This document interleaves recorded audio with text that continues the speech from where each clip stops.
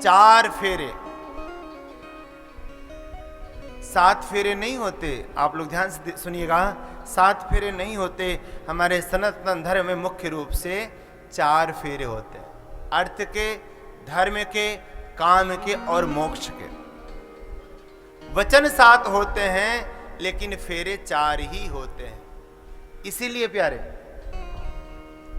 इसीलिए हमारे सनातन धर्म में हमारी जानकी जी 3 फेरे पहले आगे चली हैं और चौथे फेरे में बोले मेरे मर्यादा पुरुषोत्तम भगवान राम चले।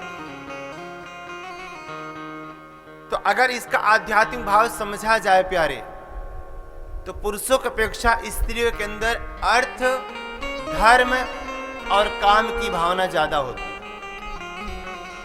इसीलिए हमारे सनातन धर्म में स्त्रियों को कहा गया है गृह लक्ष्मी। क्या कहा गया है?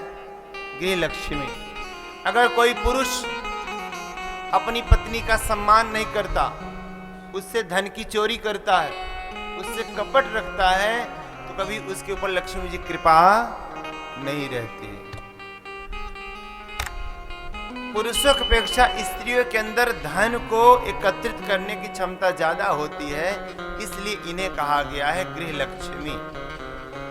और दूसरा धर्म, पुरुषों की अपेक्षा स्त्रियों के अंदर धर्म की भावना ज्यादा होती है, दया की ज्यादा वशीभूत होती है, बहुत जल्दी इमोशनल हो जाती हैं। जहां धर्म कार्य होता है सब ज्यादा देवियां ही भाग लेती हैं।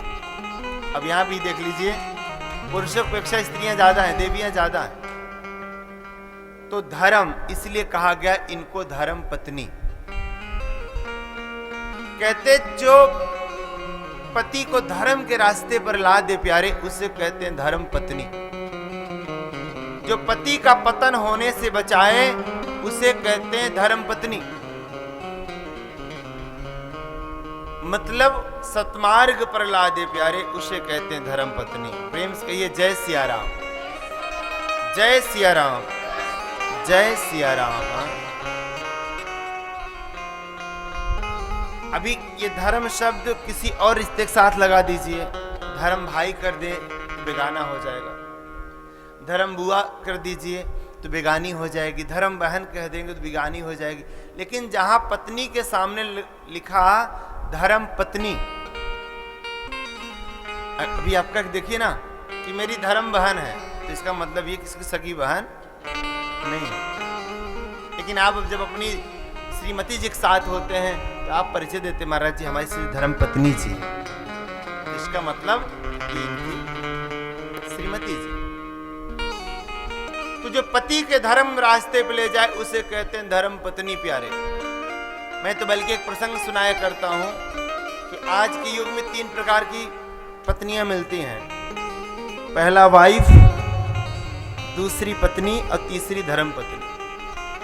बोले वाइफ उसे कहते हैं जो पति की संपत्ति में साथ देती है, केवल ओनली। अधिकतर ये लव मैरिज से मिलती है। और दूसरी होती पत्नी, जो पति की संपत्ति में भी और पति की विपत्ति में भी साथ देती है। लेकिन जो तीसरी होती है प्यारे, वो होती है धर्म पत्नी, जो उच्च श्रेष्ठ है, जो सबसे वंदनीय है, पूजनीय है।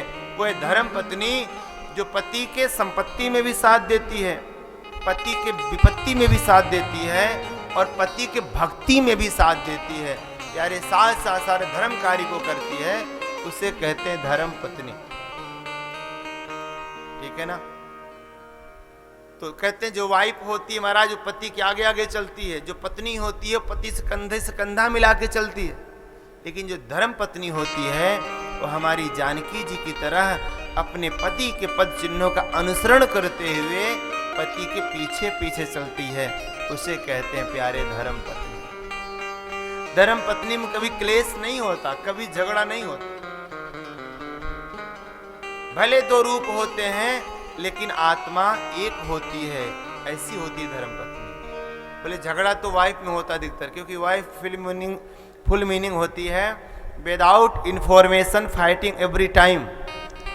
जो बिना सूचना दिए हर समय फाइट करने को तैयार हो, उसे कहते हैं वाइफ प्यारे। तो हमें समाज में वाइफ की तरह नहीं जीना है, पत्नी की तरह नहीं जीना है प्यारे, अपितु धर्म पत्नी की तरह अपने जीवन को यापन करना। तो इसीलिए कहा गया धर्म पत्नी, इसलिए तीसरे फेरे में भी पत्नी जो कन्या होती है वर के पीछे पीछे चलती है, लेकिन चौथा फेरा होता है मोक्ष का, जिसमें वर आगे चलता है। प्यारे पत्नी चाहे जितनी धार्मिक हो, अगर वो पति की सेवा नहीं कर रही है तो प्यारे उसको कभी मुक्ति मिलने वाली नहीं है, उसका मोक्ष नहीं होगा। क्यों? पति ही तीर्थ व्रत है, पति ही है स्नान, पतिव्रत धर्म बिना सब है धूल समान। पति तीर्थ व्रत है, पति ही स्नान है, पति ही व्रत है, पति ही पूजा है, पति ही सब कुछ है उसके लिए। हमारे अध्यात्म, हमारे वेद पुराण कहते हैं कि एक पुत्र के लिए उसके माता पिता सर्वोपरि हैं। अगर घर में माता पिता दुखित हैं, तुम प्यारे तुम चाहे जितना वैष्णो देवी की भंडारा कराओ, माँ भगवती खुश रहने वाली। माँ बाप से तो मुंह से नहीं बोलते और घूम रहे तीर्थों में, कभी कोई पुण्य मिलने वाला नहीं है। घर की देवी तो रो रही है और बाहर की देवी को मनाए रहे हो। वही कहानी कि घर की माँ खाने के लिए तरसे और बाहर लंगर चला रहे हो, इससे देवी मैया प्रसन्न होने वाली।